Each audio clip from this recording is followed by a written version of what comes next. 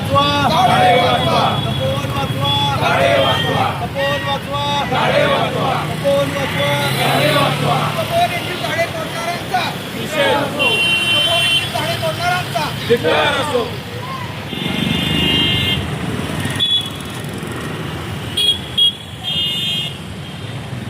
घोषणा देता येईल काय विषय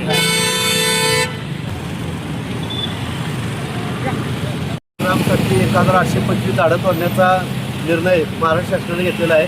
हा निर्णय जो आहे तो चुकीचा आहे. साधुग्रामसाठी पर्यायी जागा निवडण्याचं काम शासनाने केलं पाहिजे. कुणाचं तरी टेंडरसाठी हातमर्यादा मिळावा.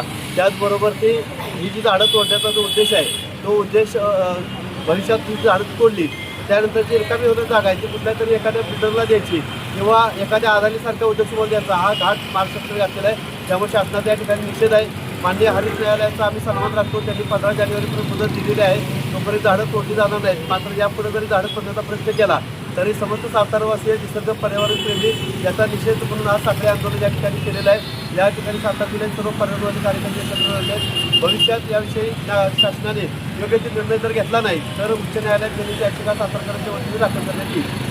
प्रथमतः मी तपोवनातील वटवृक्ष झाडाची तोडायचे कार्यक्रम चाललेले आहेत त्या बाबतीत राज्य सरकार आणि प्रशासनाला निषेध करतो आणि आमच्या सामाजिक संघटनेचा सुद्धा पूर्णपणे निषेध आहे.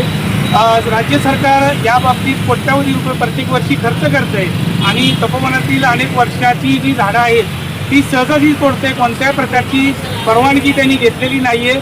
अशा प्रकारे जर सरकारच अशा पद्धतीचं कामकाज करत असेल तर सर्वसामान्य जनतेवर या बाबतीत कोणता दबाव राहणार आहे. सरकारनं या बाबतीत निश्चितच गांभीर्याने आतापर्यंत जवळपास त्यांनी 1200 झाडं तोडलेली आहेत आणि या बाबतीत संबंधित प्रशासनामार्फत योग्य तो गुन्हा दाखल होणं अपेक्षित आहे आणि अशी वृक्ष तोडणं हे या राज्य सरकारच्या आणि केंद्र सरकारच्या वटवृक्ष झाडं कायद्याचा तरतूद आहे. तर मी प्रथमतः या बाबतीत शासनाला पुन्हा आम्ही आमच्या संस्थेच्या वतीने विनंती करू इच्छितो की त्यांनी त्या ठिकाणी जो बी प्लॅन कुंभमेळ्याचा बनवलेला आहे तो प्लॅन त्या झाडांना गृहीत धरून बनवावा व त्या कधी कोणत्याही प्रश्नी यापुढे वृक्ष तोड करून येऊ नये आणि जर तशी झाली तर पूर्ण राज्यभर वेगळ्या पद्धतीनं आंदोलन छेडावं लागेल आणि झाडं तोडणाराचे आणि ज्या सरकारनं या बाबतीत केलेलं आहे त्यांना निश्चितच या बाबतीत जनता निश्चितच धडा शिकल्याशिवाय राहणार नाही.